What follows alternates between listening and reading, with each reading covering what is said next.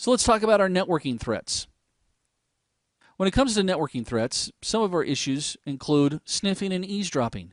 Who is sniffing the network? Anybody? I can download a sniffing program and throw it on my desktop and start looking for, I'm going to filter this and say, find me anything that says Dale in it and Rays.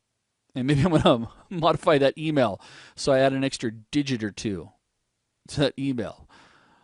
We also need to be aware of ARP poisoning. What we mean by ARP poisoning is this, and we'll get into this a little bit later on as well, but ARP is the Address Resolution Protocol, which is in charge of resolving an IP address to a MAC address, which is the NIC card, right?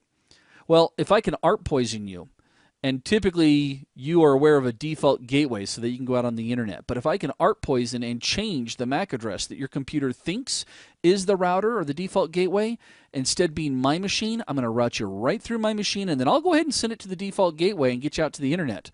But I'm going to also capture information as you type it in or as the traffic passes through.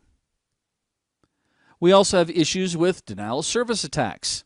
Again, the concept here behind denial of service attacks is to deny services from being rendered. Sometimes, again, it's intentional. Sometimes it's not intentional. We also have spoofing, or pretending to be somebody that you're really not.